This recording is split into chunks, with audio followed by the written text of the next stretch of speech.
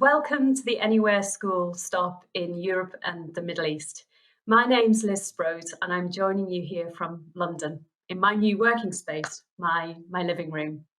I want to say thank you to everyone from around the world that's joining us and to reflect for a moment on just how much this community has been vital in helping to keep learning happening.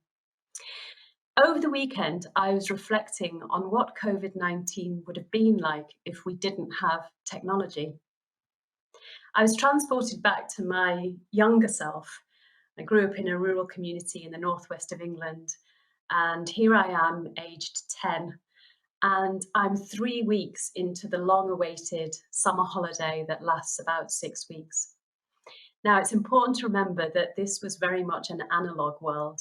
So, if I wanted to watch a television program, I had to check the schedule and be there on time, otherwise, I'd miss my favourite show.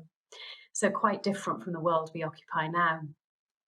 So there I am, 3 weeks in, I'm sitting on the kitchen floor and I utter those words that parents and guardians really, really dread. I'm bored.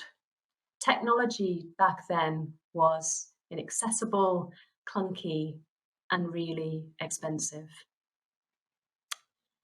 One thing is for sure though, COVID-19 may be described as many things, but boring is not one of them. It brought about a crisis in education. Before COVID-19, technology use was absolutely there, but perhaps a little sporadic and definitely not systemic. COVID-19 made technology vital. My sister, a secondary maths teacher, shared with me her concerns about fear of failure when using technology. She was terrified about running a video conference with her group of bottom set GCSE maths pupils. She'd really just never done it before. She didn't want it to go wrong. But like many other teachers, she succeeded. And I know that there are tons of examples of this, of teachers going above and beyond and outside of their comfort zone to help make sure that learning continues to happen. The team at Google have seen unprecedented growth through this period, and there's hardly a country in our region where one of the team members hasn't been active in trying to help that country get up and running with our tools and resources.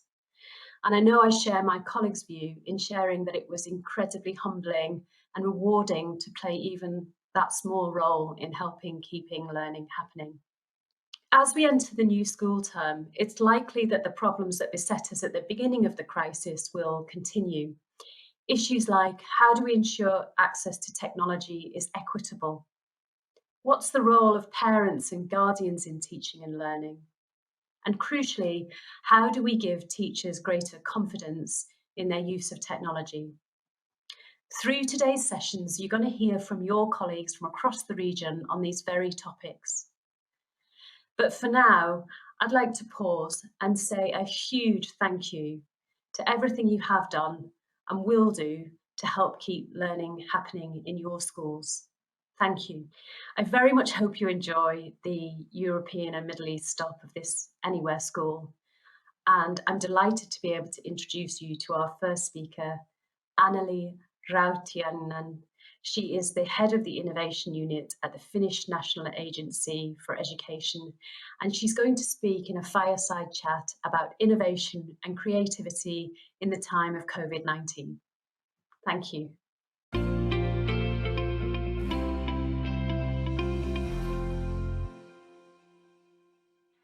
Thanks, Liz, and welcome everybody to this next session. I'm delighted to be joined by Anneli Rautiainen, who is the head of the Innovation Centre at the Finnish National Agency for Education. Anneli, it's so good to be chatting to you here today, albeit not in person, as is the new normal. And so I guess the first question to ask is, how are you? How are you doing? Thank you for the invitation. I'm very well, thank you. I've had a wonderful holiday out in the countryside of Finland by the lake, and it felt especially good after this extraordinary spring that we have left behind. Nice, that sounds amazing. I'm a bit jealous of your break. I have one coming up soon, so I'm looking forward to it. Now, I mentioned that you're the head of the Innovation Centre. Could you tell us a little bit more about that and what your team does there? We're trying to solve the question, what is a sustainable education system in Finland in the future? And we're encouraging the schools, the teachers, the students, and the principals to start experimenting when they solve their local problems concerning well-being or learning or technology or whatever their wicked problems are. And we are trying to implement co-development and iterative development into education system at all levels, also in administration. We are still in the midst of a global pandemic where every country has had its own approach. In Finland, it was the 18th of March when the government announced that all schools would be closed. Can you give us an insight into what was going through your mind at that point in time? I think we were all very shocked because we had never experienced anything like that in the past. And I think then we quickly thought that we have to start acting on and make sure that learning continues and provide schools help with the situation and give guidance and support to schools and administrators locally as well. But yeah, very shocking at first. But then we saw that our excellent teachers started to work despite the closing of schools and succeeded slowly very well, in fact. You began to touch on it there, but this is probably the most difficult part of any teacher's career so far, these last few months. Could you tell us a bit more about how teachers approach this and the role technology played in that? Well, the teachers came together very quickly and started to share resources and knowledge and materials with each other. And I think they found each other also through social media and supported each other's work there. And of course, the teacher networks helped the teachers a lot also, and each school as a learning community. So the principals got the teachers together and they were able to share their practices and also their difficulties and help one another. So I think also our tutor teachers that nearly every school has also supported their colleagues in a new way to support the use of technology because of course the the amount of devices in technology and the pedagogical use of it varies from one school to another and from one teacher to another.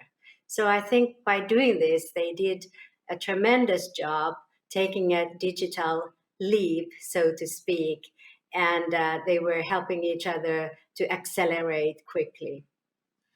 You mentioned their tutor teachers, and I really, really like this model. Could you just give us a quick overview of what a tutor teacher is? The tutor teacher is a regular teacher, could be a class teacher or a subject teacher that teaches maybe 4 days a week in class with the student and is available for 1 day a week to support his or her colleagues in technology, in the use of technology, and also in pedagogy. And it's been a very successful way, and the teachers have given a very good feedback on that. The government has supported it with funding. I think it's a great idea, and we learn best from our peers who understand the very specific context that we're in. You mentioned there are different levels of technology, device availability, and the use of technology per school. And understanding those details, I think, is really important for the people that then train the teachers in those schools. You mentioned that teachers started sharing together as well. They found each other on social media, for example. What role did technology start to play in teaching and learning when that was being delivered remotely? Did you see a single approach or were there multiple approaches? As Finnish teachers are very autonomous, there were multiple approaches, and I think it's a richness that this happens. And I think we basically saw a quick accelerating in the skills by the help of colleagues and also by the help of students, because sometimes they are capable of teaching the teachers even how to use technology. But they were starting to use more like student-centered ways of learning slowly. If they were giving an assignment first to the students from the textbook, for example, it was natural to get started from that.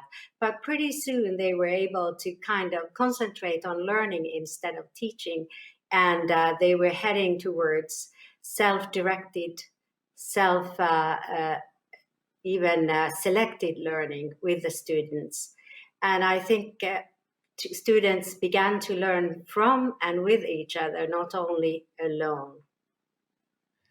And through all of this, like anywhere, there are some teachers who are maybe more reluctant to embrace technology or haven't had the opportunities to use it so far. Do you think this use of technology that you've seen, particularly around the student centered learning, will continue now that we're heading into the new academic year and where things are maybe becoming a bit more normal and students are back in school? I certainly hope so. I think we're heading towards blended learning that we've talked about for a long time, but now we have to practice it also. So I think technology will play a key role in learning, even more so than before. And I think we need to stop and sit and pick up the findings and learnings that we discovered.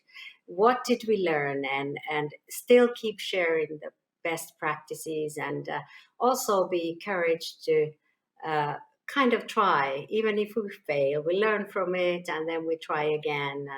And so I think it will probably be easier now to go back to school. And of course, we hope that things go well, that we don't have to close the schools again.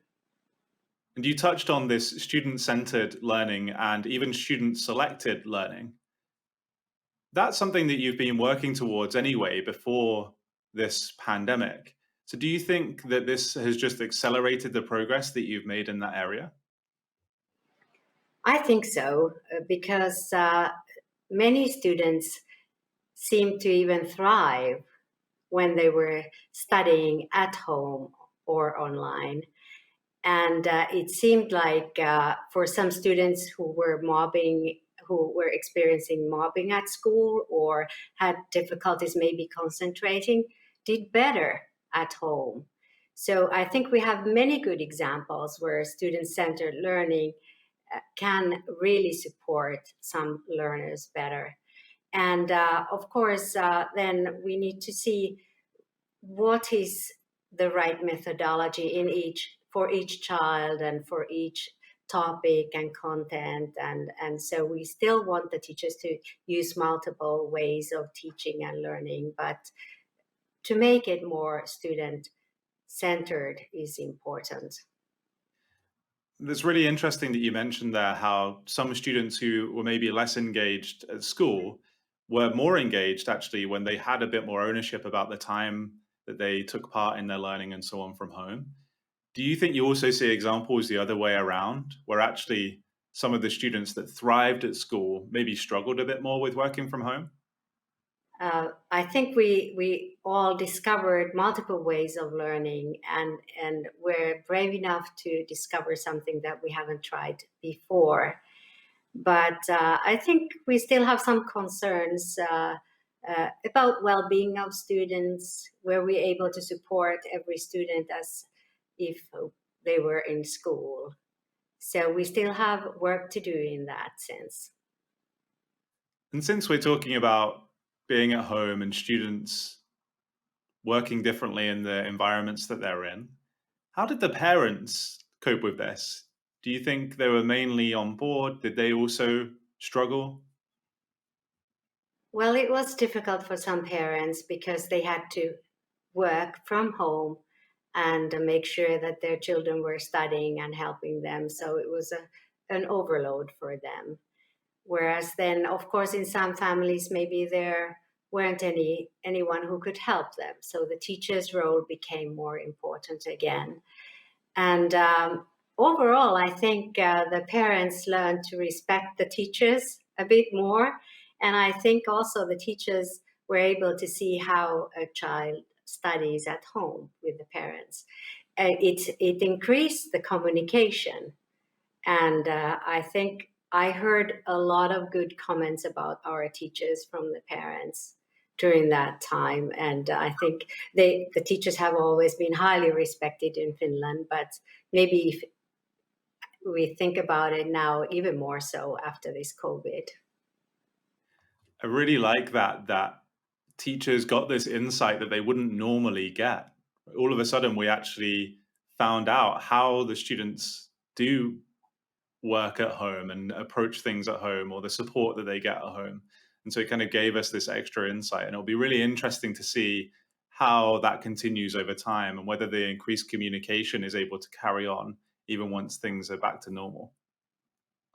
Yeah, I think it will build the trust even deeper if we can do that and take the time to communicate and also communicate timely about things.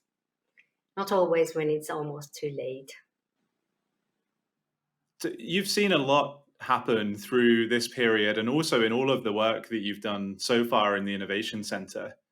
There'll be a lot of different types of people watching this session today, from teachers to school leaders and municipality or government level education leaders. Is there one piece of advice that you have for those different audiences, or one thing that you think they should really be focused on as we enter this new academic year? Well, I think the advice is to do things collaboratively and innovatively. You know, to be brave enough to innovate, but to do it together. And like a teacher's profession has been a lonely profession for a long time. And schools need to be learning communities where teachers co-teach together. And also, we at the administration, we have to support the schools and the local authorities so that they can succeed in their work. And we have to be brave enough also to start experimenting, because the wicked problems that we face in this world will not end. Unfortunately, I'm afraid so. And no one can solve these problems alone anymore. So we need collaborative approaches to experiment and see what works and what doesn't work, and then try again to be more iterative, more fast paced in our development. We should never stop developing. We have to keep going and make things better all the time. You mentioned there about experimenting and trying new things, and you have lots of experience of doing that at the Innovation Center. What's the main thing if I am a school leader and I want to experiment just at my level in my school? How do I start? I think some people are maybe reluctant because they feel like they could, it could be to the detriment of a student's learning, for example, to try something new with them. So, have you got any advice for people maybe thinking about doing something like that?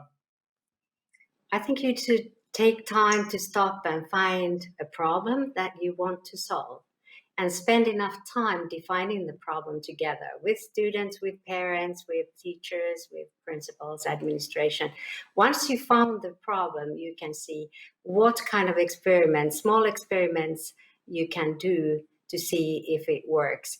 And these problems are wicked, but we still have to take small steps to solve them.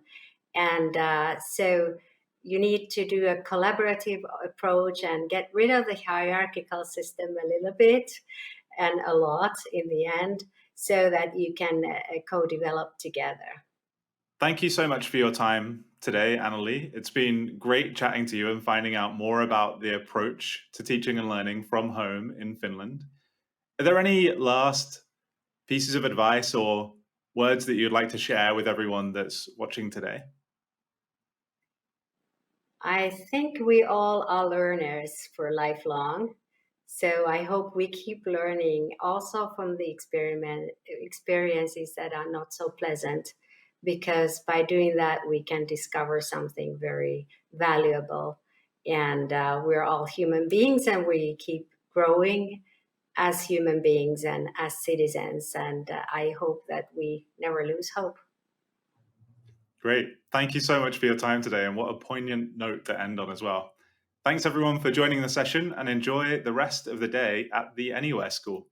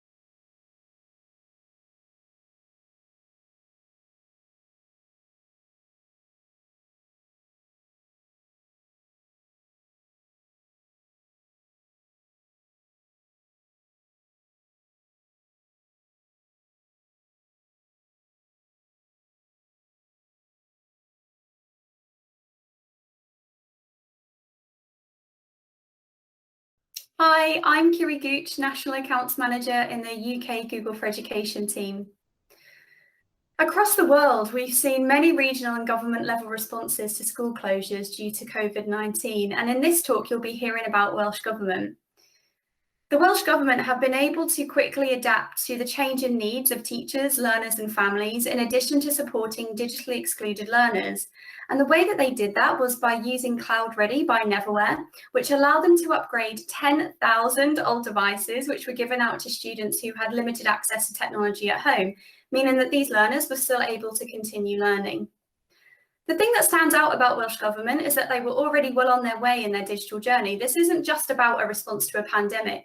The Hub team, who you will hear more about later, are responsible for providing the National Education Digital Strategy, which includes centralised access to G Suite for Education and also funding for Chromebooks.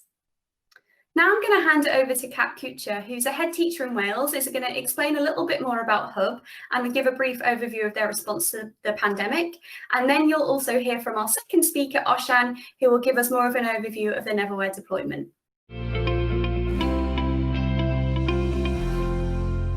Hi, I'm Kat Kuchar, head teacher at Jubilee Park Primary School in Newport, Wales in the UK. I'm going to talk to you about using Hub as a learning platform. Hub is the digital platform for learning and teaching in Wales. Hub is a Welsh word meaning boost. It's very much like the English word meaning the centre of activity. Hub is central to education in Wales, and it provides Hub logins to all teachers and learners in maintained schools in Wales, allowing this provision to arrange centrally funded tools to help education practitioners create and share their own resources and assignments.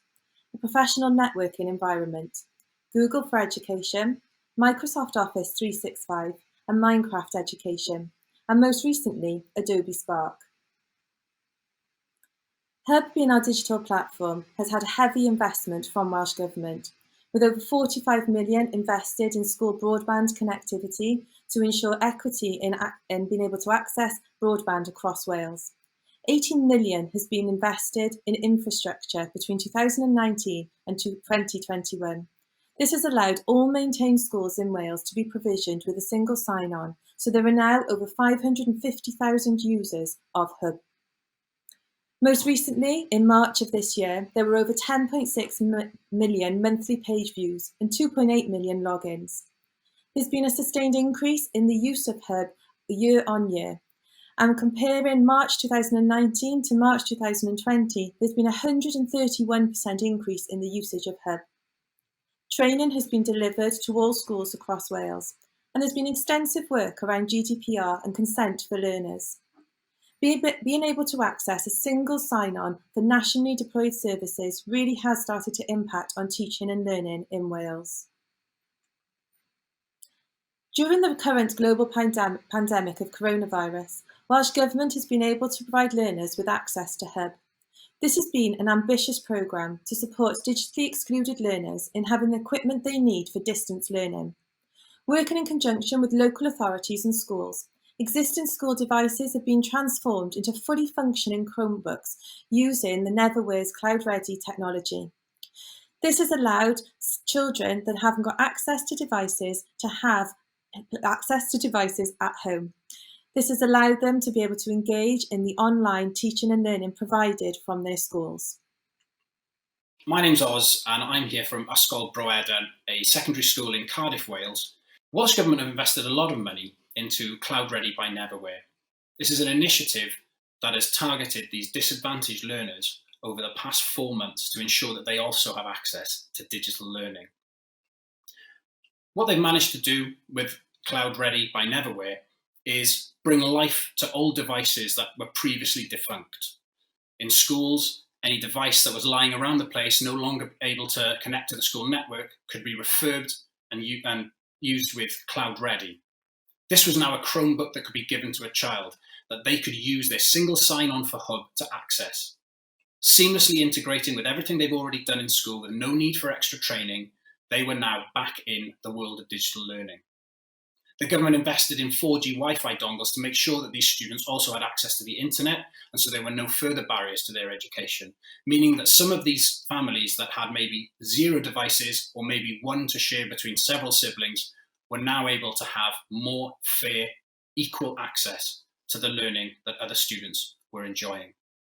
Going forward, we are looking forward to using this in order to refurb our entire school ICT suites, bringing more devices into school, giving more students access to digital learning and improving blended learning for the future in the event of any further lockdowns, but also for the future of their digital education. We know this time has been particularly challenging for head teachers. We're particularly impressed with how Hub has considered all elements of digital learning. I'm now going to hand back to Kat, who's going to talk through how Hub has supported her as a head teacher during this time, starting with the key building blocks that have helped to drive a successful digital strategy across Wales. So as I said at the beginning, I'm the head teacher at Jubilee Park Primary School. And to give you a little bit of context, we opened in September 2017 as a brand new school on a growing housing development. We opened with just over 100 children, and now we're at our capacity of 374 children. So in just 3 years, we've had a huge increase in pupils through our school. For me, everything that we do in our school is based upon our mission statement to inspire, nurture, and celebrate success. One of our vision principles is to ignite a passion for learning, and I really feel that effective use of digital technology is driven by learning and teaching and igniting that passion rather than specific technology. In fact, technology itself is not the end. Teachers really need support and time to engage in using digital technology appropriately so it does impact on teaching and learning. And for me, I like to use the catchphrase, it's process over product. It's not about Hub being a learning platform, but it's the process in which we engage with using Hub that really has the biggest impact. And to me, vision, curriculum and professional learning are all inextricably linked. You can't have one without the other.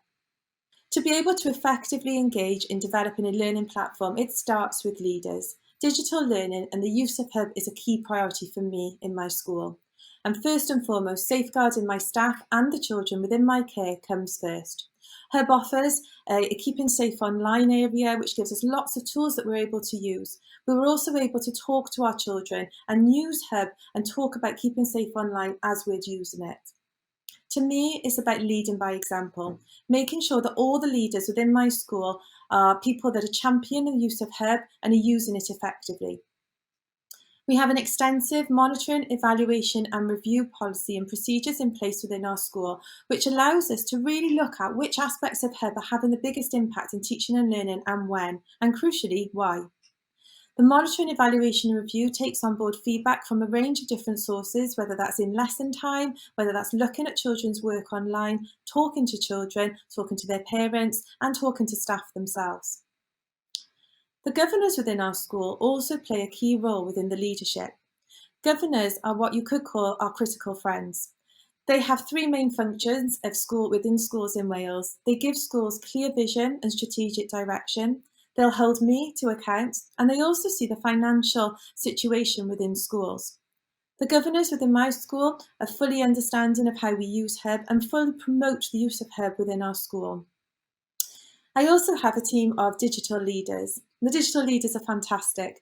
They are the ones that will go around each class and they're children and they go around and they support each other. They will be the first to get on board with any new initiative that comes online with Hub, any new software. And they're the ones that really try to evoke a sense of pride and passion for using digital technology across our school.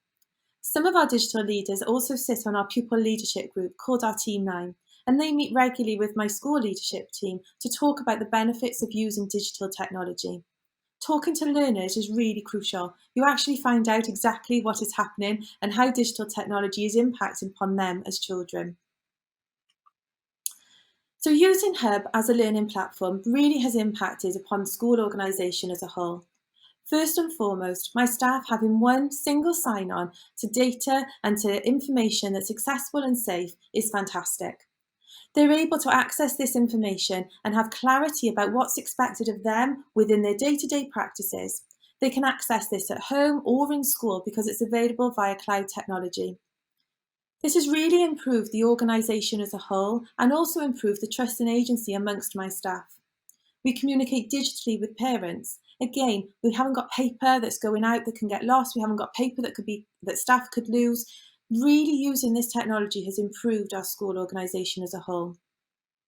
Staff communicate using Outlook as an email provider, but also then looking at Google Calendar. So all of our staff have their own personal Google calendars, but they can also access a school calendar as well.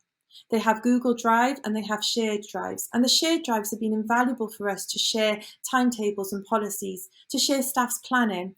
Long gone are the days where staff keep their planning in a folder in their classroom and don't share it with each other. Having a shared drive with everybody's planning on the devices enables everybody to learn from each other. And collaboration using Google has been really, really important for us. The ability to put comments on shared documents, to capture live feedback during professional and development sessions, and having shared documents that we can all work on remotely has proven really, really important for us, particularly in the recent period of school lockdown. We didn't have to pause our school development or our school improvement, or even in fact professional learning and development. We were able to run weekly professional learning development sessions and engage collaboratively using Google tools. In terms of learning and teaching, the use of Hub really impacts upon the work that my staff do. It's built into our MIS system and it also has digital consent, so every parent has to consent to their children using Hub as a learning platform. For children, there is also a single sign-on. They have to remember one username and one password to be able to access all of the information that they need within school. And crucially, they're able to log into Chromebooks using the same account. All of the children in my school have a Google Drive and a shared drive. They're also able to use the same facilities that we do as staff and collaborate on each other's work, have shared documents and comment and work together. Each class has a Google Classroom, which again has proved invaluable during the recent lockdown period for both parents and children to keep connected with their teachers. Teachers will often use the assignments facility within Google too. In that way, they're able to provide dedicated feedback and personalised feedback to children to be able to improve their work. Hub also allows us to have access to other software, for instance, Britannica Encyclopedia, Adobe Spark and J2E. All of this is underpinned by sound online safety, both using Hub and the online safety work there, and also through the conversations and the teaching and learning that happens on a daily basis in school. You can see on the screen some comments made by the staff within school. Things like that the Hub platform allows children to be able to use a platform that is safe, connecting with the community. Children can access a plethora of resources, and that collaborative documents and assignments really did encourage engagement during our recent lockdown period. Welsh Government have co-constructed the Digital Competence Framework, the DCF. This was done alongside practitioners from what were called digital pioneer schools, and they drew on research, including consideration of existing regional and international digital frameworks. The DCF encapsulates a range of skills that will help learners thrive in an increasingly digital world. And the DCF sets out the digital skills to be attained by learners between the ages of 3 to 16 across 4 strands. Those being citizenship, interacting and collaborating, producing, and data and computational thinking. Each strand is split into a further number of elements, and for us, using Hub as a learning platform supports us in developing our vision for digital competence across the curriculum. So to end, I like to think about using Hub as a learning platform as very similar to Simon Sinek's Golden Circles model. When considering technology, many people will look straight at the what. What does the learning platform provide us in a school? But to me, it's not about the technology itself. It is about our why. And through the development of Hub as a learning platform, we have continued to focus on our why. At Jubilee Park, our why is that we want our children to thrive in a transforming world. And we see digital technology, and specifically the use of Hub as a learning platform, central to this. And to enable this learning platform to be delivered effectively in schools relies on strategy. Head teachers having an understanding of how technology can be used effectively. It's about the process then of developing that strategy into action, reflecting upon the impact of that strategy, both on teachers teaching and on how learners are learning.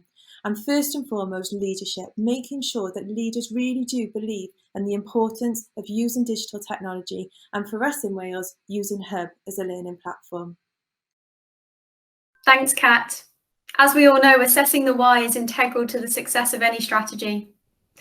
I'm now going to hand back over to Oshan, a teacher in Cardiff, who will detail how Hub caters to the needs of their key stakeholders: students, staff, parents, and governors. We have over 800 students of differing backgrounds and a wide range of catchment areas. 31% of our school's pupils live in 20% of the most deprived areas in Wales, and that comes from a report by Estyn, the organisation responsible for inspecting schools in Wales. We're a Welsh medium school, which means that all of our students learn every subject through the medium of Welsh.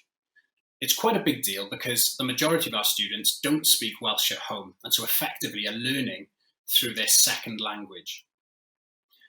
We decided on the inception of the school in 2012 that we would be a one-to-one deployment school, meaning that every one of our students has a device. And so from 2013 onwards, we have provided every student in school with a personal device, which gives them a lot more access to obviously digital learning.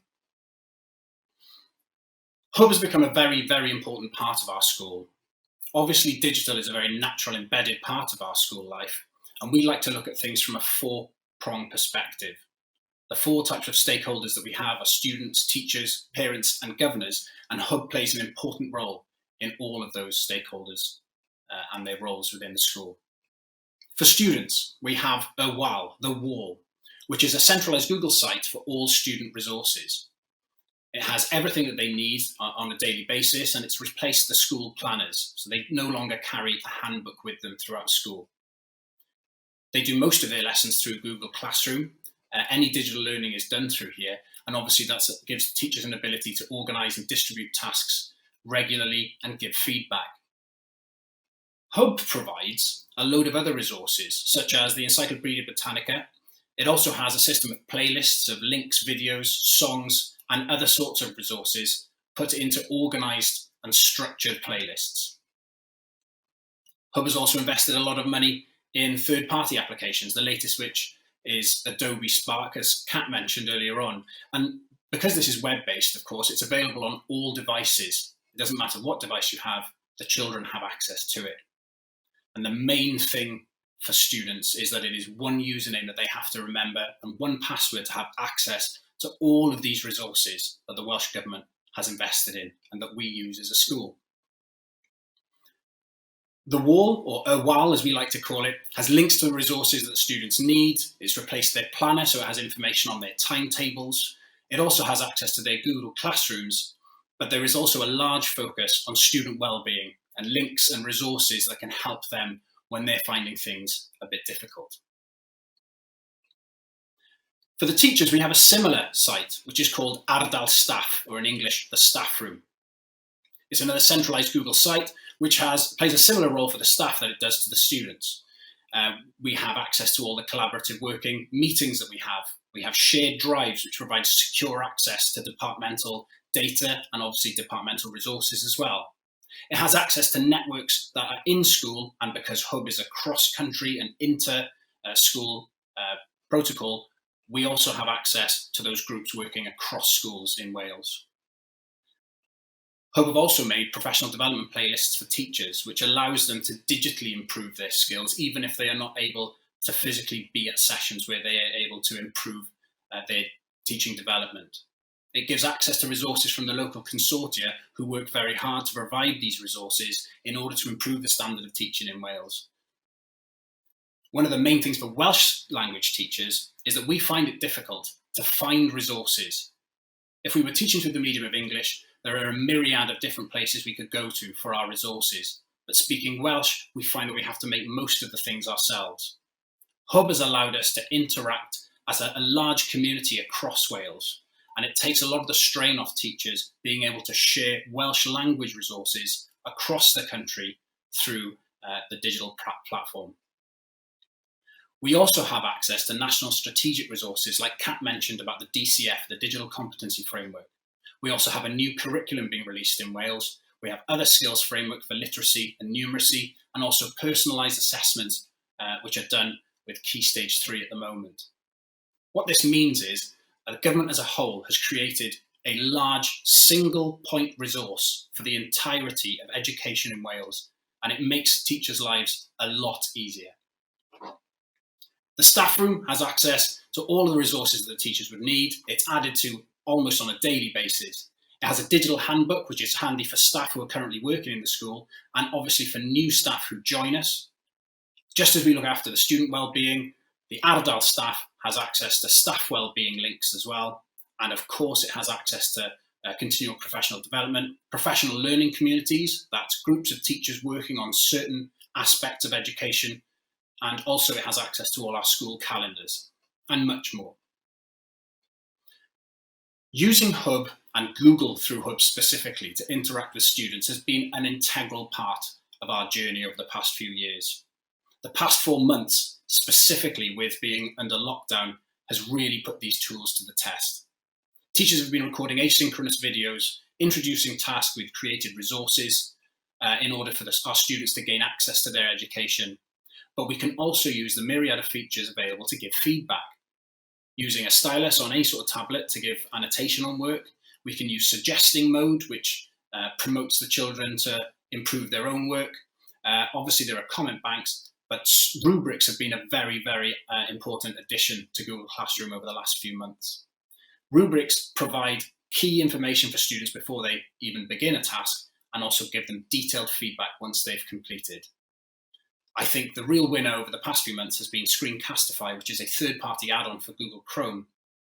And this has been enabled teachers to give students specific, personalised video feedback on tasks that they've completed, which has made teachers' lives easier, but it has also made the link between teachers and students a lot stronger over such a difficult time. Parents play a very important role in our school family. And they also have access to WAL, the wall, for the central site for all the student resources. But it also has links to parent resources too, such as how to pay for school food in the canteen, links to where to get uniform from, for example, information about trips and all the school letters that we send out. They have access to the reports on the progress in Google Classroom, as you would expect, but also there are resources and news on Hub itself on the site on how to keep their children safe online, things that they can do in order to make the process of learning at home easier, and also building on the relationship between the school and the home. We've used Google Forms to collect and report on parent voice over the last few months very regularly, and it has been integral to the changes that we've made in our strategy to digital learning at home. The relationship between staff and parents has been made all the more stronger for this interaction where parents are able to give us feedback, and Google Forms has made that possible. With this large investment by the Welsh Government into Hub, it also means that families have access to a lot of cross-platform software free of charge, which is very, very important, especially thinking back to where a large proportion of our students come from and the disadvantages that perhaps they face.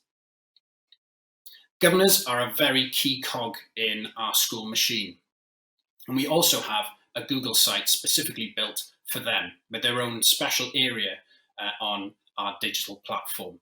Hub provides them, again, with a single sign-on access, and it means that they have access securely to the information and data and also groups that they would need to be involved in order to do their jobs governing the school.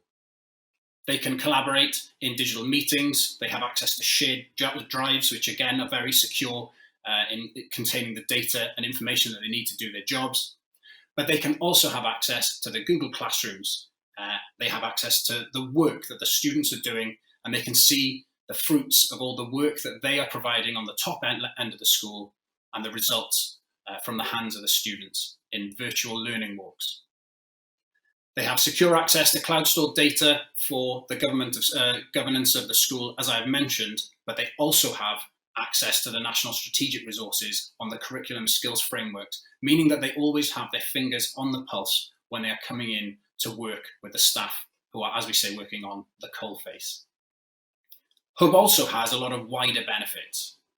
Technical details such as the ability to map the school's own domain for branding of email addresses and also for domains and subdomains. It integrates seamlessly with the school's management information system with a secure two-part authenticated cloud-based management. What that means is we no longer have to rely on a technician on site. If we need access to accounts, if we need to change any details, we can do that from wherever we are. We can manage devices without the need for expensive third-party applications, saving the school money, but also making things much more efficient in a classroom situation. And it is completely seamless and cross-platform, which means that no matter what device the child or the parent is using, they have access to the information that they need. There are no longer barriers to their teaching and learning.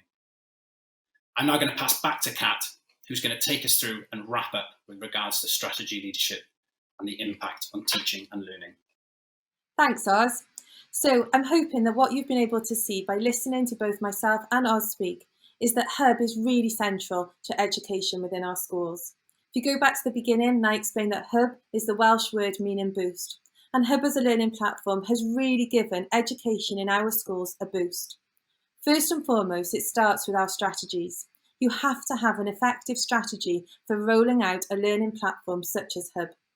It also relies on quality leadership and strong leadership that firmly believe in digital technology and the benefits that engaging with digital technology can bring to your school. As Oz described, the recent lockdown has really enabled us to use Hub to ensure that continuity of learning for both children from nursery age, that's age 3 to 4, right up to children of age 16 to 18. That continuity of learning during a period of real unsettled times for education has been crucial. And to end, Hub has really benefited and impacted upon learning and teaching within our schools. It's enabled a wealth of resources for our teachers to have in the cloud, ready, they can use it whenever they need to. And crucially, it's enabled our children to learn more effectively. So Hub as a learning platform has really benefited both of our schools in Wales. Diolch yn fawr. Thank you.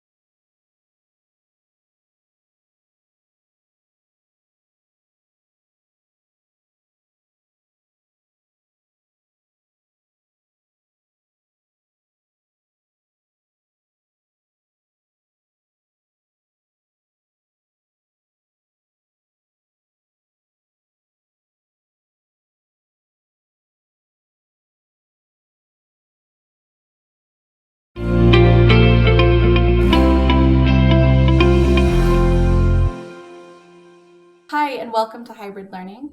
My name is Emma Pass. You can find me on Twitter at Emma B. Pass.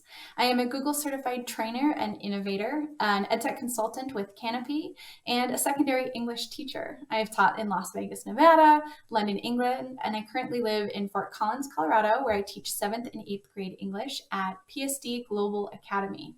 We are a K through 12 hybrid school, which means that our students spend about half of their week on site, coming to school and engaging in really traditional education. But they also spend the other half of the week at home learning remotely. This model was developed over 10 years. We started as a completely online school, but started to add those in-person days as we got feedback from students and parents who wanted this really flexible student-driven learning experience, as well as the culture and community that comes with going to school. So everything I talk about today is born out of my experience as a hybrid teacher. And as any good teacher would, we're going to start with some key terms that you'll need to know for the session, starting with the difference between hybrid and blended learning. Now, I hear a lot of people use these terms synonymously, but the difference is hybrid learning really refers to the place that learning is happening. So a combination of in-person school and remote home learning. Whereas blended learning refers to the tool, usually a combination of traditional tools like paper and books and online learning tools like Chromebooks and websites. We're going to start by looking at a few hybrid school models to give you an idea of how you might balance this in-person and remote learning. And I want to start by showing you my school model. This is PGA Middle School pre-COVID. So we have all of our students on site on Tuesdays and Thursdays, and all of our students are remote on Monday, Wednesday, Friday. And I really wanted to start with this to emphasize that what we're going to see in the fall is likely not a traditional hybrid school model, but instead an emergency response to coronavirus, particularly in the need to limit number of students who are in the classroom together. So most commonly what we're seeing is splitting students into these two groups, groups A and group B, that alternate when they're in the school building. What we see here is COVID response model number 1, where groups A and B are alternating within the week. We have a Monday-Thursday group and a Tuesday-Friday group. And I want to emphasize that I've reserved that Wednesday for high-needs students to come to campus and receive those additional supports and interventions, as well as some additional teacher plan time, which I think will be greatly needed by teachers this year. COVID response model number 2 has groups A and B alternating entire weeks that they are on site and then entire weeks where they are remote. And COVID response model number 3 has groups A and B on school every single day, but alternating whether they're there in the morning or afternoon with a deep cleaning of the school building during lunchtime. Regardless of the hybrid model your school adopts for the fall, the next thing you'll have to ask yourself is how are we going to deliver instruction to the students? And that brings us to the next 2 key terms, which is synchronous and asynchronous learning. Synchronous learning is when teaching and learning occurs together simultaneously. And this is what happens every time we're in the classroom with the students, but it's also what happens when we're teaching live online via a tool like Google Meet. Whereas asynchronous learning is typically a pre-built lesson that teachers are posting for students, and they're determining at what point in the day or at what point in the week they're going to access that information. Now, most schools are going to adopt a model on the left where all students who are on site in the classroom are engaging in synchronous learning with their teacher, whereas all the students who are at home are engaging in an asynchronous lesson that has been pre-built and posted for them. However, there are schools who are trying to coordinate their lessons, which means the teacher who is in the classroom with the students will be teaching, but also live streaming that synchronous lesson over Google Meet for the students who are at home so they can engage in the lesson real time with their peers. Now I'm going to jump into some tips for teaching, whether that is synchronously or asynchronously, starting with synchronous learning over Google Meet. The first thing is to make sure you're always recording your meets for students so they can be available later. I love seeing my students live online. However, we don't really know the difficulties that students face at home that might prevent them from logging in and attending your class at a certain time. So having that recording that we can provide to them later makes sure that all the students are able to access their information equitably.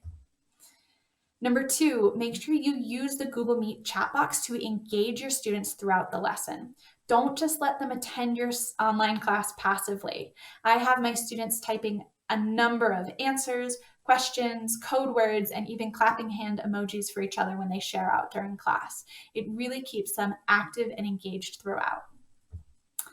However, if you are teaching online, chances are you're sharing your entire screen to share a presentation, to play a video, or to demonstrate how to do something. And it's really hard to also monitor that Google Meet and make sure that you're answering questions in the chat box or making sure students are staying on topic, which is why I always join my Google Meet twice. I join once on my computer for the presentation and also where the camera and the microphone are, and I join once on my phone. I turn the sound all the way down, I mute, I turn the camera off, and I just use it to monitor that chat box. Again, to answer questions that come up and to make sure the students have not strayed way off the topic of the lesson. Even if you're not using Google Meet to deliver live synchronous lessons online, you might still consider using it to just have daily check-ins with your students, similar to what they would do in an elementary or a primary school called a Monday or morning meeting. You might consider taking 10 minutes at the start of your class to log on to a Google Meet where the students in your classroom can see the faces of your students who are at home. You can check in, share, say hello, and just continue to build that classroom and community culture. Similarly, just because your students aren't all in the same room, it doesn't mean they still can't collaborate on the same work. Google has a number of collaboration tools, including Google Classroom Questions, Google Docs, and Google Slides that will allow your students who are in the room to comment on and contribute to the work your students at home are doing, and vice versa. Google Slides is one of my absolute favorite all-around learning tools because I use it both for synchronous and for asynchronous instruction. For synchronous learning, I'm usually presenting a lesson very similar to this, and I like to use several tools in our toolbar down here in the left-hand side. The first one, smack dab in the middle, you see I'm using the pointer tool, which will allow me to indicate certain elements on the slides. To the right, I have captions, and when that's turned on, you'll see my lesson is now being captioned, which is great for our students who are deaf, hard of hearing, our English language learners, and even our easily distracted learners. Over here to the left, we have the Q&A tool, which will give your students a unique link up here at the top that they can access on their individual devices and ask you questions as you go through your presentation in real time. As the teacher, you can see those questions appear and answer them via this separate window.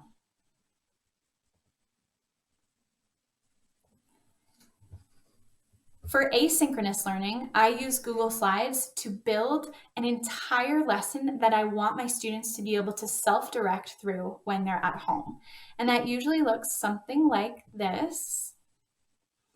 My asynchronous slides always start with a title slide, a learning target, an overview of the lesson, as well as a video that provides direct instruction. Now, one great thing about Google Slides is it's really easy to insert a video directly from your Google Drive, or you're able to search from YouTube.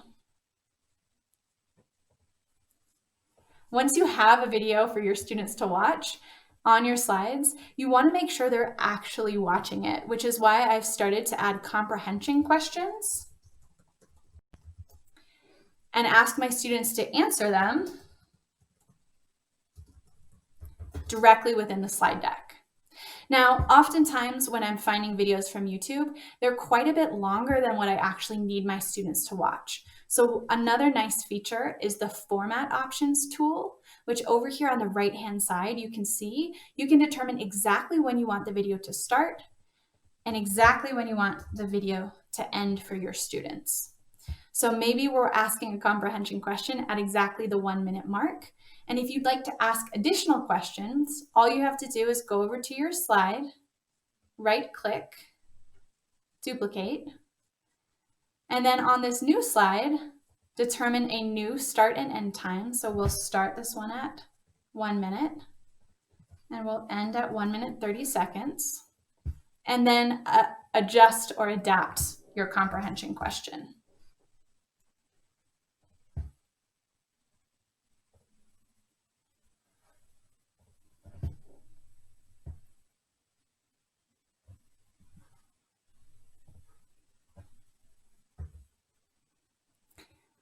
Although YouTube is an amazing resource for finding content for your students, oftentimes I'm recording videos myself. I think it's really nice to give that personal instruction and for students to be able to see your face and hear your voice. I'll either use Google Meet by joining a Meet, sharing my screen and recording by myself, or I'll use a Chrome extension like Screencastify that will allow me to record my entire screen, my webcam, or a combination of both. In each case, Google Meet and Screencastify automatically save those videos directly to your drive, so it's just as easy to insert the videos into your slides. If you are doing asynchronous lessons and recording your own screen, you might consider using a tool called Jamboard. Jamboard is a digital whiteboard that allows you to handwrite and demonstrate on your screen, which is really great, especially for working through math equations. My last tip for asynchronous learning is to consider using a tool like Applied Digital Skills. Applied Digital Skills is a free online platform that has entirely pre-built video-based lessons. They teach digital skills like building a website, as well as practical life skills like how to create a budget. And they have room for you to kind of embed your own content-specific information into them. This is an example of what an applied digital skills lesson looks like. As you can see, it's very simple to navigate through, easy and intuitive. The best thing about applied digital skills is anyone can use them. I use them with my students, but I also share them out with staff and colleagues who might need help learning how to organize their Google Drive or how to make a quiz in Google Forms. The next thing I'll talk about is how to organize your digital space and how to best communicate with your students and parents. Starting with Google Classroom. I call Google Classroom my mission control center. It's where my students go to start absolutely everything they do. And the first thing we'll look at is the classwork tab. Consider how you're organizing your topics or your headers in the classwork tab to make sure your students can access their work as easily as possible. In the case of my school, we always label our topics or our headers by week, so the students know which week we're on. And then each individual lesson is titled by day, so they know what they're expected to work on that day. Another great tool in Google Classroom for assignments are rubrics. Rubrics help you set really clear expectations for what students should be doing on each task, and it also helps students self-reflect on their learning. However, Google Classroom is not all about work. In the absence of hallways and lunchrooms, we need to make sure we're providing digital spaces for our students to connect socially and emotionally, which is why I use my Google Classroom stream for students to have absolutely free discussions. As long as it's school appropriate, students can post memes and videos and chat about whatever they'd like. My philosophy is if we can get students excited to come onto our learning management system to say hello, they're one step closer to being able to do that classwork.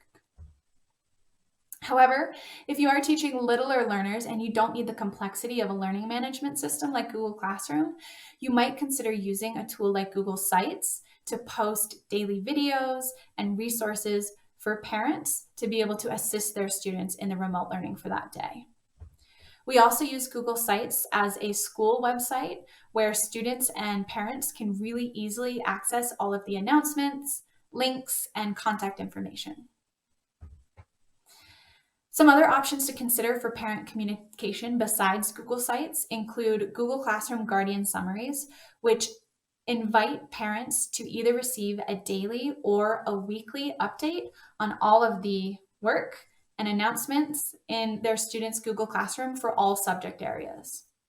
You might also consider hosting Google Meets for parents. That could be a Meet the Teacher night, parent-teacher conferences, and or recording videos on Screencastify, which might include help guides or frequently asked question videos, particularly for your tech tools that you're using, so parents can help their students if they get stuck at home. As we wrap up today, I do want to address some potential challenges that you might face in a hybrid environment. First and foremost, technology training. It is absolutely of utmost importance that both staff, students, and parents have the knowledge to access and use the tools they'll be expected to learn with. If we cannot use our tools, we cannot access our learning. Which brings us to number 2, teacher workload. Teachers are going to be learning entirely new systems of teaching on top of their responsibilities. So giving teachers as much plan time, space, and grace to complete these tasks. And we also need to be adaptable. There's a good chance that we might be starting in a hybrid model, going back to remote learning, and back into hybrid. On the student ends of things, some challenges include accountability. It's much harder to hold students accountable for doing their work when they're not physically with us every single day.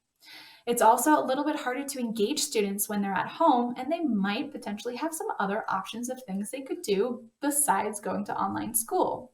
So we ask ourselves as teachers, how can we make our lessons as interesting and fun and engaging as possible? So that's a choice students want to make.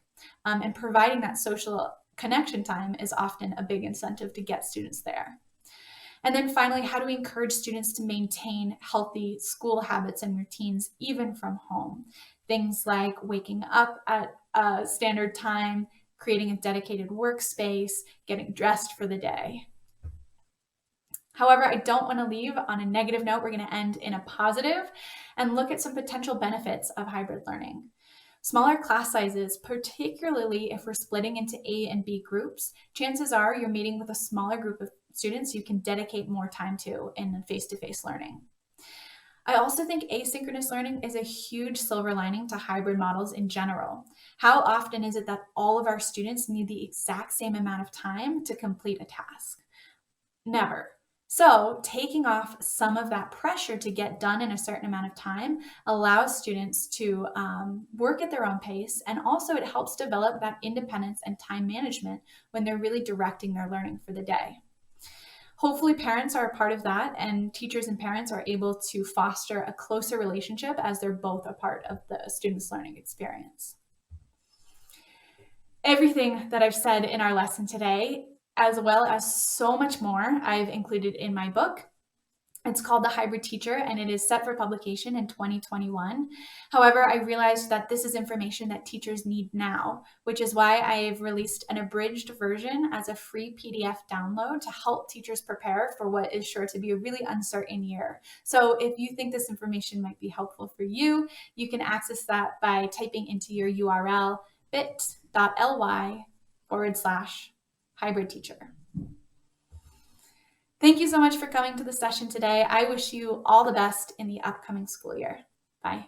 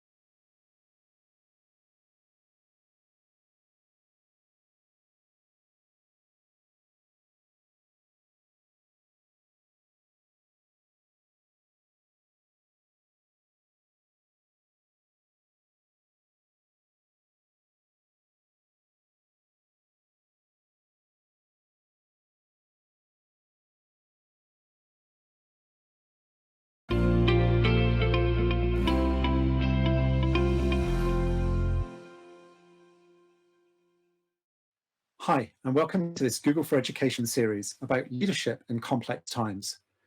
My name is James Longwell, and I'm an organization development practitioner.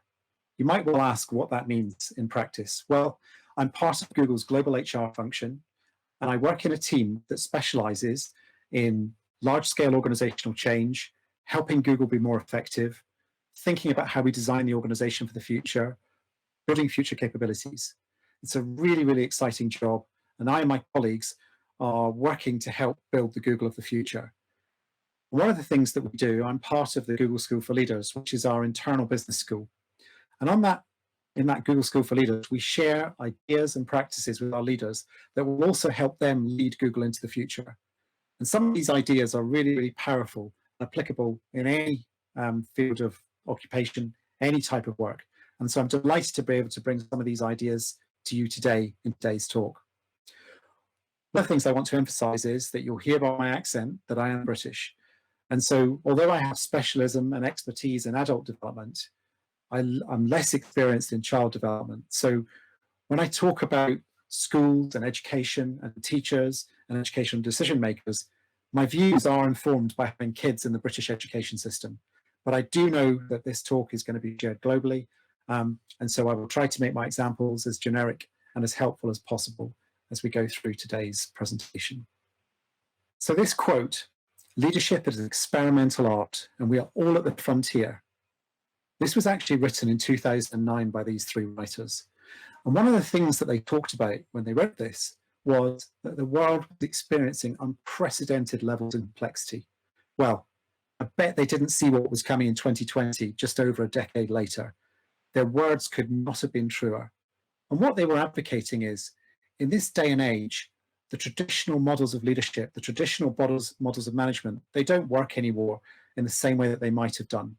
They were advocating for a new type of leadership, one which was much more experimental and, interestingly, much more of an art rather than a science, which is where a lot of leadership and management ideas originated.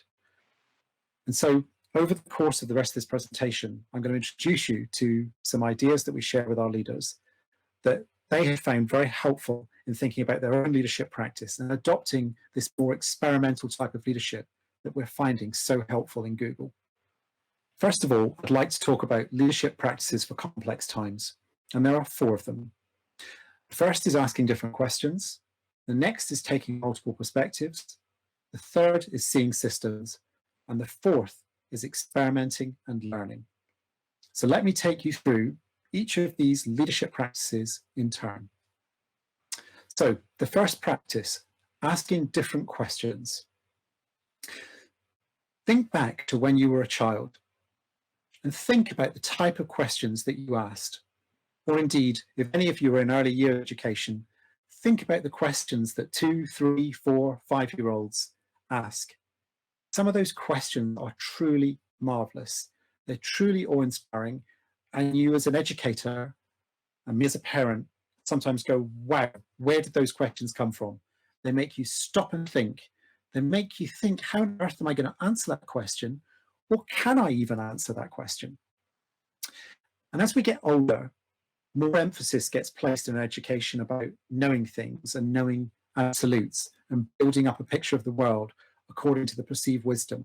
And some of that childlike curiosity gets lost. So the thing here about asking different questions is it's really encouraging leaders to go back to this notion of thinking, what might that childlike question be? If a child walked into a meeting and heard us talking about what are we going to be working on this term, what might they ask us?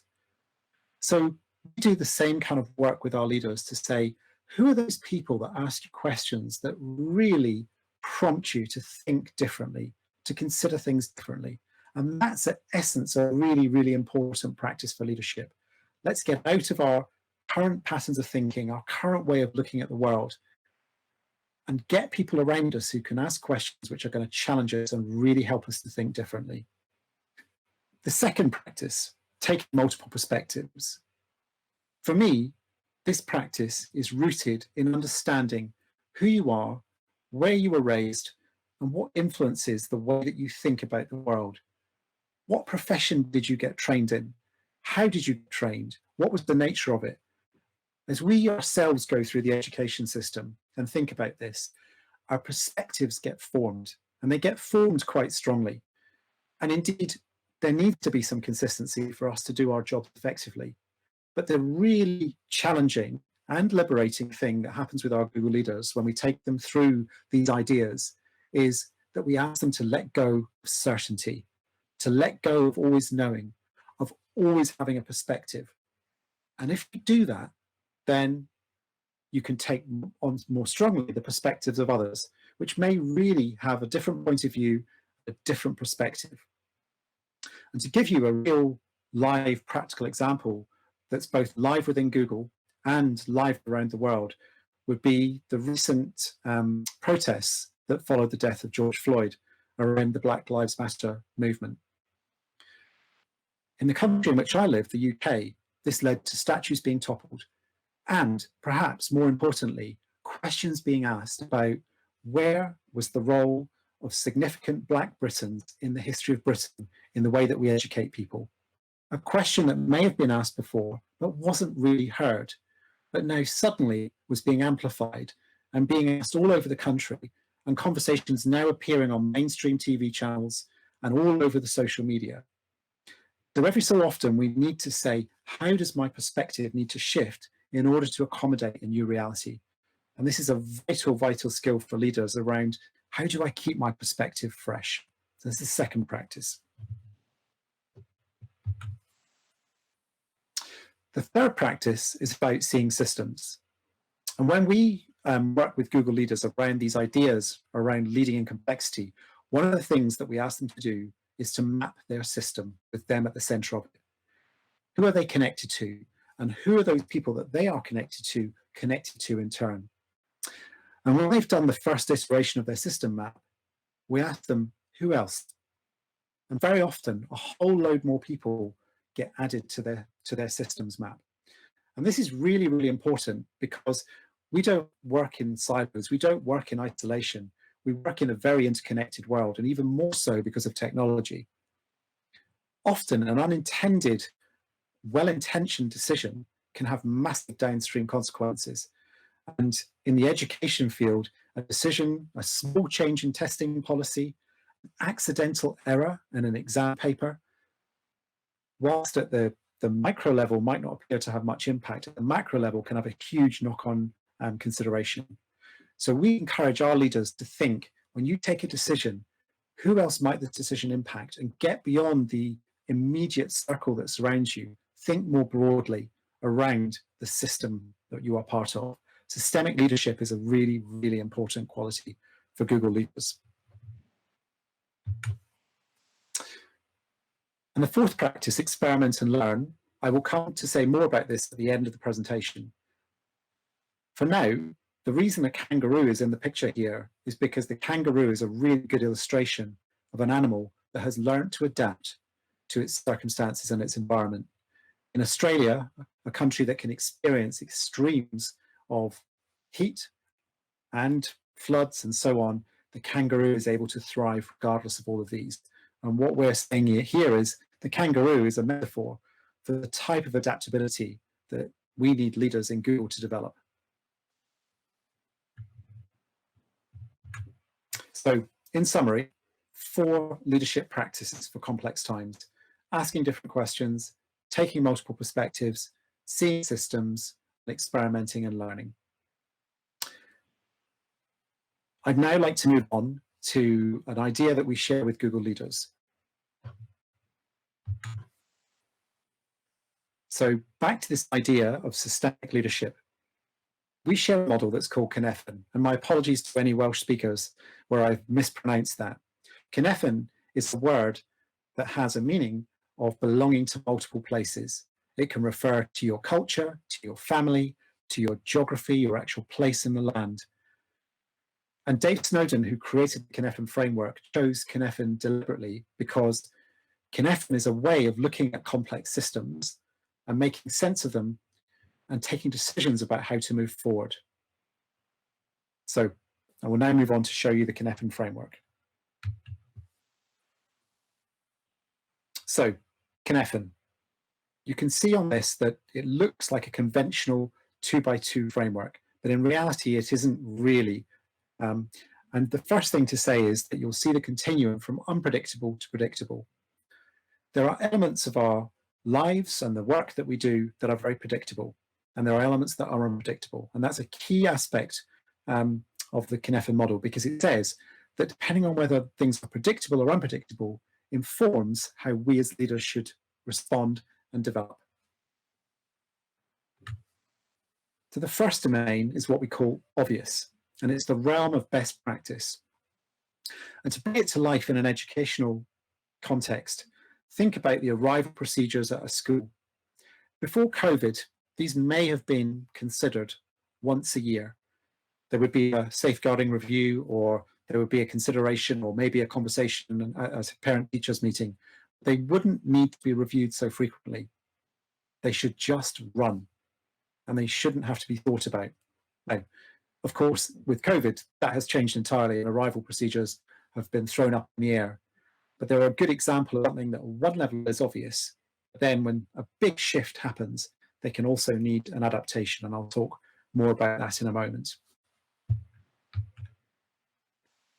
The next part of the Cynefin framework is complicated, and this is the area of good practice. And here, to give an example in the educational field, we might think about curriculum design. There are many ways to design a curriculum. There are many different educational philosophies about how to approach designing a curriculum for a year. There is not necessarily one right answer. There are multiple ways of approaching it, and likely to be multiple ways of being effective. So now we're into the realm of your judgment, your discretion, what you're able to do as an educator or an educational decision maker.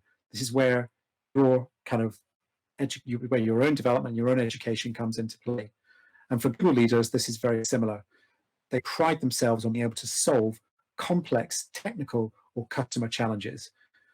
And that's what they get rewarded for and what they really, really enjoy. And it's a really important part of the role that they play. However, there is also that, but this is all in the predictable world, where we can talk about predictable cause and effect. And move across to the other side of the Cynefin framework, in complex. Here, the challenge is that things are unpredictable, unrepeatable, and like not necessarily likely to ever be scalable in exactly the same way. And here, one example could be behavior. So in the classroom, each year, you get a new group of students. They behave in their unique way. You cannot possibly predict the dynamics. Your experience as a teacher or an educator has given you some ideas and some tools and the resources how to respond to this. But every year, the act of managing dynamics amongst your group of learners, that's a complex challenge. And to give a COVID-related example, how do you make the decision about what gets moved online? So do you offer online education? Do you use video calls? Have you got the right platform? Do we set the same type of work? So a lot of questions milling around there, and really there is no right answer. You can only really find out by experimentation. So back to this idea of experimentation again. And finally, we have the chaotic domain. Now, the thing about the chaotic domain is the way we used to teach Google leaders about this is that we talk about, think about like large events, such as a terrorist attack or an earthquake or some sort of traumatic event. This is how we used to talk about chaos. And in that moment of chaos, the thing you have to do is to stabilize as far as possible. Emergency responders, check on people's welfare, check people are safe, then start to make decisions about what you need to do for the longer term. With COVID, we've had an unprecedented period of chaos. It's not somewhere where you can stay comfortably. And the point around this is you have to work out what can you respond to immediately that's obvious. So one example of this would be communicate with parents about what they can expect. The government has made a decision that all pupils need to go home, then each school also needs to communicate local impacts. In the UK, to move on to complicated, we had a decision about how do you accommodate key workers' children. So school didn't close for key workers. How would we deal with that? Not a situation that really has ever been dealt with before in quite the way, particularly with provision of education continuing through what were the school holidays. It's a complicated situation, and also social distancing needing to be put in place, etc. So that's an example during COVID of a complicated situation. Finally, in complex, the question is what next? How do we make up for the educational deficit through this period where the usual routines of education weren't taken care of and we weren't able to keep up to date with the pupils in quite the way we wouldn't be able to see them in classrooms or responding in the way they've done. This is a place where we can only sense what's going on and respond emergently and with experimentation. So that's the idea of the Cynefin framework.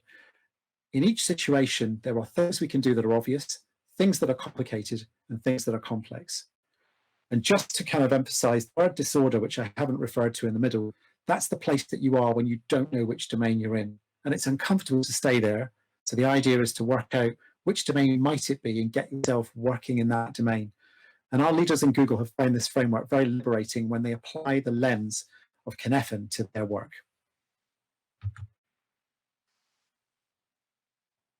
So finally, safe to fail experiment design. The idea here is a new type of leadership that is less about very detailed, concrete, certain plans, and about a much more flexible approach to how we design and approach things. What could we do in a 5-week experiment with 5 people for less than £500 that would make a difference? For example, we've taken on a number of these experiments in Google, and we encourage our leaders to really play with this. And it's this idea of letting go of perfect. You can't get best. Playful, interesting, and fun experiments that really help people push the boundaries. So this is an idea around shifting how you think about leadership. It's less about certainty, more about experimentation, more about spontaneity. And so I hope you have some fun thinking about what safe to fail experiments you could try in your educational context. This is a relatively short talk, so if you'd like more detail or more information about any of these ideas, you can go to the book Simple Habits for Complex Times, which has been written by Jennifer Garvey-Berger and Keith Johnson. It's a fantastic resource for this. So thanks for listening, and I hope you find these ideas useful in your educational context.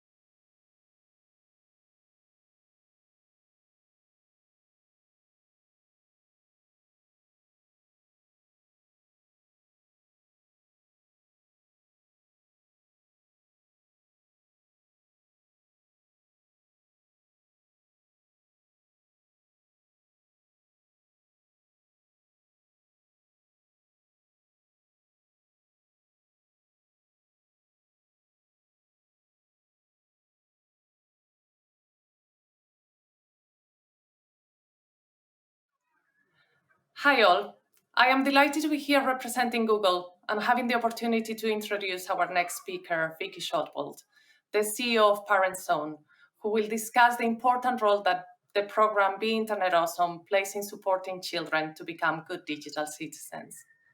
Let me first introduce myself. I recently joined Google as a child safety lead. I have a long-standing career in child safety, working first in the UK government and more recently at the NSPCC, the UK's leading charity for child protection. These are important times for children and family, and this public health crisis has been a challenge, but also an opportunity to test the role of technology in supporting children to learn, grow, and stay connected with friends and loved ones. I am excited to be representing Google at this global event. At Google, we have a strong commitment to make technology that works for all, but also importantly, making sure that it works for children and families. We believe deeply in technology's ability to unlock creativity and engagement, but we are also understand the duty that we have to ensure that our products are used responsibly and that users have the tools and knowledge they need to make safe choices. Children across the world are accessing the internet at a younger age than ever before, and the decisions that they make today online can have a lasting impact. That's why we believe it's important that teachers and parents are equipped with all the tools they need to help children navigate their digital lives safely and confidently. In addition to the products available to schools, such as Google for Education covered throughout this event, we have a number of additional products contributing to our commitment to children and families. And of course, we have Be Internet Awesome, which we have developed with experts all over the world and has now launched in 30 countries and 15 different languages. The program is free and consists, among others, of teaching resources, an online game, and resources for families to help empower children to be confident explorers of the online world. In the UK, we have partnered with Parent Zone, the experts in digital family life, to deliver the UK version, Be Internet Legends.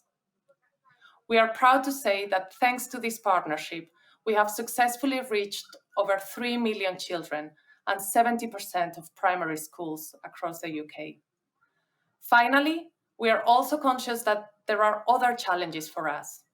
How to make sure that the message is getting across, and importantly, how to support those children and families that might have lower digital literacy and limited access to technology, and who perversely might benefit the most from this program.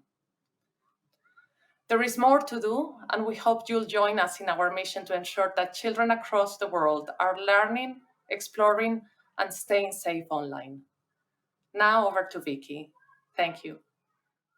So thank you, Almudena. It's a real pleasure to be here. My name is Vicky and I am the founder and the CEO of Parent Zone. We're an organisation that helps families navigate all of the complexity of a connected world. And what that means in practice is that we work with parents directly. We also work with children and young people. And we work with the professionals and the teachers that support families and are such an important part of helping to raise confident young people. I'm going to talk about three broad areas of things. The first, digital education and families. I'm going to look at internet safety and particularly digital resilience, which is something that informs all of the work that we do. And then, of course, I'm going to talk about the Internet Legends, the program that we deliver in partnership with Google. Digital tools have been such a vital resource for families throughout the COVID crisis. I think we've all been relying on them. They've enabled parents to work from home, to stay in touch, and of course to work with teachers to make sure that children's educations could be continued. I think it's kind of difficult to imagine how any of us would have managed without technology to help. As a parenting organisation, we saw families ask different questions about technology over the last few months. We started to get questions like, how can I choose a platform that will help my children to keep in touch with their friends? Or can you recommend some good education tools? A very different tone of conversation to the one that we would usually have, which would focus much more on Are there ways I can manage my children's devices, and what should I be doing to make sure that they're safe? And actually, we felt that this conversation was a really good one. It's been a very positive time for families to connect, for generations to have different conversations, and for everybody to be part of that shared experience of managing digital in their lives. But of course, with all that increased reliance on technology, there have been additional concerns, additional challenges for us to think about. Perhaps that first one, the question of children having access to the internet. We forget sometimes that large numbers of children aren't active internet users. Not all children have a reliable, steady internet connection available to them. And even where that connectivity is good, that obviously doesn't mean that children always have the devices that they need available to them all of the time on demand. Of course they don't. In the UK, we heard a lot from teachers who were finding that children were sharing devices, families were sharing devices, and what that sometimes meant was that children were using an inappropriate device to do something, like trying to do their homework on a smartphone, for example, or trying to join in an online lesson on a smartphone, where it's very difficult to have engagement because it's a difficult device to use for that purpose. So even where children were well connected, it didn't necessarily mean that digital access was easy or straightforward. And then, of course, where children were using devices and were on screens an awful lot, then other concerns come up, and concerns around digital well-being and screen time, and parents really starting to worry that actually maybe their children were spending a little bit too much time sitting in front of a screen. And in fact, I think probably all of us worry sometimes that we're devoting a little bit too much time to being in front of a screen and not enough time to doing other things, sometimes portrayed as much healthier activities. We always say there's no such thing as good screen time or bad screen time or too much screen time. What's important is that you have a mix and that your children are able to make sure that they're having good friendships, doing their homework, but also using technology in appropriate ways. And I think over this period, it's been quite difficult to find that good balance of activity, and that's led to worries for lots and lots of parents. And then finally, perhaps the most serious risk of all, with all of that increased amount of time online, concerns about harm to children have, of course, increased. The National Centre for Missing and Exploited Children in America received 4.2 million reports in April. That's up 2 million from March. And if you compare it to the year before, it's 3 million reports more than they received in April 2019, which is a huge increase. And of course, very much related to the fact that so many more people were online, including people who do not have children's best interests at heart. And that's why internet safety is such an important topic right now. I think at the start of the COVID crisis, I was somebody who thought that perhaps the subject area that we specialise in would go on the back burner for a moment or two, that it would be less important in the context of all of the complicated things that people were trying to deal with around the world, parents, families, educators, policymakers.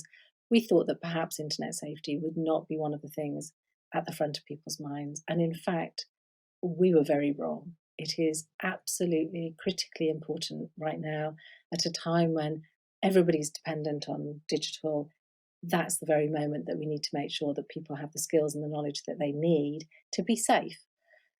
And to be really clear about good internet safety education, it is about much more than safety. It's not enough to make a child safe. You've got to be thinking about enabling them to flourish, to benefit from all the opportunities. Without safety, we can't amplify all of those benefits. We need to make children resilient enough to really flourish in a connected world. And I think that's what parents around the world want to do. They want to make sure that their children can flourish. I think resilience might just be one of those phrases that we've heard perhaps a little bit too much. It's a word that gets knocked around a lot. And I just want to spend a minute or two talking about it in the context of what we really mean when we're talking about digital resilience. Parents Own worked with the Oxford Internet Institute to conduct some research to have a look to see whether a child who was resilient was more likely to benefit from opportunities online and less likely to experience harm. And the answer to that question was an absolutely resounding yes. In fact, we found that developing digital resilience was more important than any efforts to try and restrict a child's use or limit their access to technology. And that's not to say that tools aren't important to manage a children's online experiences and, of course, all those parental controls that parents use. These are really important tools and play an important role in making sure that a child is safer online. But the thing that needs to underpin it all is digital resilience, because that's the thing in the end that will give a child the skills and the knowledge and the attributes that they need to flourish in a digital world. In the UK, we recognised it was such an important subject that the UK government set up a digital resilience working group that I co-chair with a child adolescent psychiatrist called Dr. Richard Graham. And one of our first tasks was to really clarify what we mean when we're talking about digital resilience. What does a digitally resilient child look like, and what are the characteristics and traits that they have? And working with academics and with clinicians, we came up with 4 key aspects to digital resilience. The first one of those is that a child knows when they're at risk online. And that means that they are aware of their environment, they understand the risks in that environment, in much the same way that you teach a child about road safety, that you teach them to recognise safe places to cross the road, and you teach them to look out for traffic on the road. It's that same notion in a digitally resilient child. They need to understand the environment that they're in and the risks that might be part of that environment.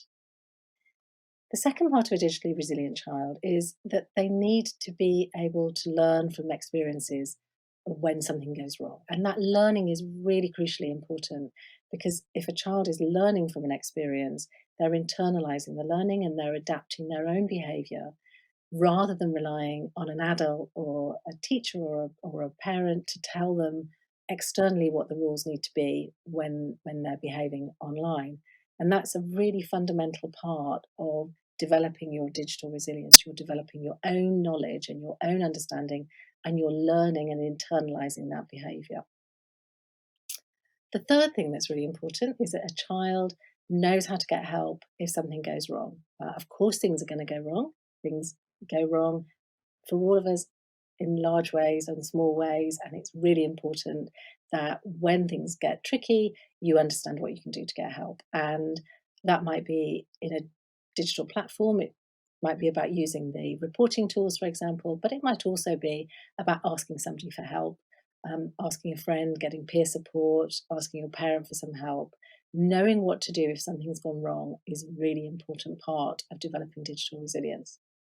And then the fourth characteristic of digital resilience was recovery, helping a child to recover when something's gone wrong so that they can get back into a digital world, continue to flourish, fully recovered from any negative experience that they might have.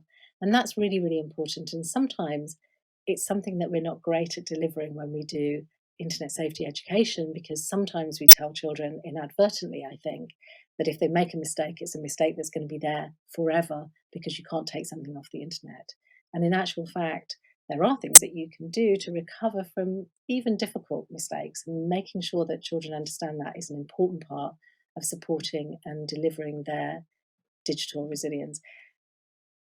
What digital resilience isn't is bouncing back or toughening up. It's a process that gives a child the resources they need to call upon when they need them. It's about skills and behaviours. And whilst there's an awful lot that a child can do themselves, there's also an awful lot that we can do to support resilience. Which brings me very neatly to the Be Internet Legends programme, or Be Internet Awesome, as it's known in other parts of the world. Google and Parents Zone teamed up in 2018 to develop this programme because we wanted to create a programme that would empower children with the skills and knowledge they needed during their primary education. And as Almudena has already said, it's available now in over 30 countries, and it is a completely free programme. It's built on digital resilience programs. It teaches children those skills and behaviours that they need to help them become safer, more confident explorers of the digital world. And it leans on insights from children. And if you're a parent or If you're a teacher, this is not going to come as any surprise at all. But insights like the fact that children prefer to be told what they can do and not what they can't do. They also like to have something that they can aspire to be given something that they want to do, as opposed to be told things that they're not allowed to do. And that's what Be Internet Legends does. It gets them to aspire to being a legend and tells them that if they follow a simple code, they can master the internet, they can be in control, and they can have a great time. And you can see that code here, 5 deceptively simple, but hopefully memorable messages, definitely memorable when you've got 128-year-olds shouting it out loud. And those 5 pillars cover both skills and behaviours. So just starting with the first one, sharp and thinking before you share. And that's where, as you might guess, we're encouraging children to really think before they put something online, to figure out what's okay to share and what ought to be kept private. Alert is a pillar where we're teaching children to spot things online that aren't real, and that might include phishing attacks. What we say to children is, if it sounds too good to be true, it probably is. Insecure is where we're talking to children about the tools that are designed to help them keep their stuff safe. So that might be things like passwords or setting your phone to auto lock.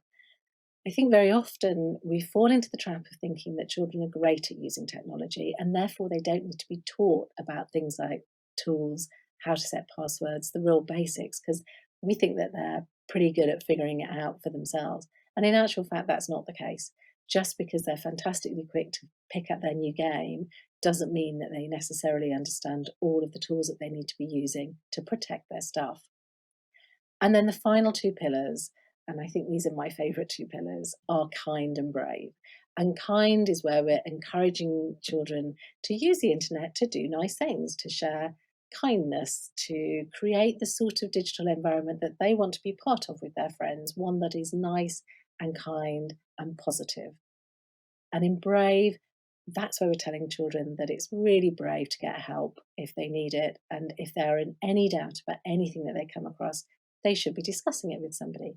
And the reason we call it brave is because for children, it is really brave to ask for help if they've done something wrong. I think quite often children are fearful that if they've done something wrong, they're going to get into trouble, because quite often that means that they've broken a rule that their parents set, or maybe they've done something that a teacher's told them they shouldn't do. So it's hard for them to say, I've made a mistake and this has happened, could you help me with it? So what we try to say to children is discuss. If you're not sure, if you're in doubt, if you've got a problem of any sort, discuss it with an adult and they will be there to help you. So we've been teaching this in schools now for 3 years, and the combination of a curriculum for teachers that they use to really embed the lessons in their classrooms, sometimes over a week or a term or even over a whole school year, that curriculum alongside assemblies that are designed to really inspire and engage pupils, and of course materials for parents so that we can continue the learning at home and embed some of those messages across the family, that's a really powerful combination, and no one element is more important than the others, I wouldn't say. Although perhaps the element that children particularly love is the online game, inevitably. COVID was quite a challenge for a programme that has so much face-to-face delivery, but we knew that for all of the reasons I've just outlined about internet safety and the challenges that we've all been facing, we knew that it was really vital that Be Internet Legends continued. So working with our partners at Google, we tried to figure out how we could deliver this whole programme virtually. We wanted to really maintain the levels of engagement and try to recreate that live experience. And I have to say, the impact of that has been pretty extraordinary. I can't say that I went into the whole process of reimagining this program for digital delivery, all that confident that we will be able to pull it off. But actually, we have learned so much and the impact has been incredible. Part of that impact was about reconnecting people. It was about reconnecting teachers with their pupils, creating a shared interactive experience for pupils learning at home and for the smaller group of children who were able to still go into the classroom.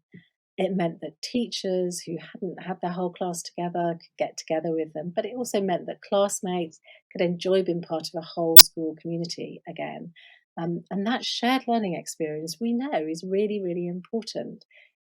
Delivering digitally meant that actually we could bring siblings into that shared learning experience, and parents could be part of that shared learning experience. And digital allowed us to connect in ways that we couldn't do when we were delivering exclusively face to face.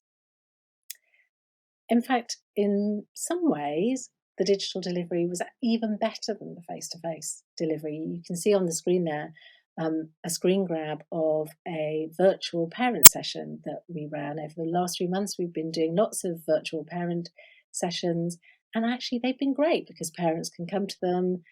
It's more convenient. They don't have to leave their home. We know that families are incredibly busy and it's sometimes difficult for them to go to physical events. So online, it's possible for them to sit down and be part of learning about the internet legends and also having the opportunity to ask questions of our experts. And that's been really, really important. And then Google launched a dedicated parent site so that parents have got further resources after the parent sessions that they can go away and access when they need them. And I would say that actually the digital parent sessions have been even more successful than our face-to-face ones were.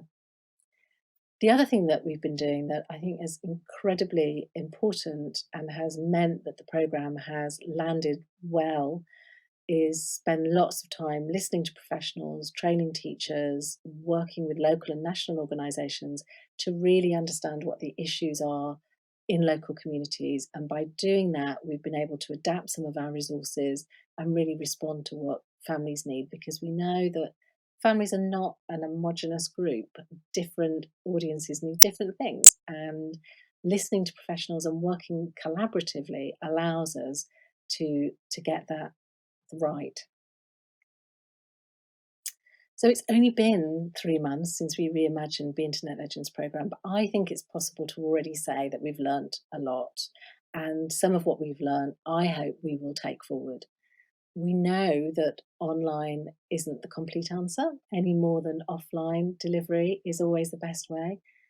We recognise that digital has brought real opportunities to this education programme. We've been able to connect families, we've engaged parents, we've delivered learning, and we've reached a wider audience than we were doing, and that's very liberating. But we do still need to remember, as you can see from that picture of the lovely little boy on the screen now, that it is still important to have those offline resources and experiential learning that gets kids writing things down and drawing things. That's a very important part of education. And so digital can do an awful lot, but we also need to find ways to work together to make sure that that offline experience is there as well. So what I hope the Internet Legends will continue to do is to evolve to blend the best of digital delivery with face-to-face delivery and physical delivery, whatever the crisis throws at us next. And we're really looking forward to working with Google to make sure that that happens. Thank you so much for listening. There's an email address coming up now. That's got our email address. It's also got a couple of web addresses so that you can go and have a look at some of those resources that I've mentioned. And do please follow us on Instagram and Twitter so that you can keep up with what we're doing over the summer as this programme continues to evolve and continues to reach families. Thank you so much for listening.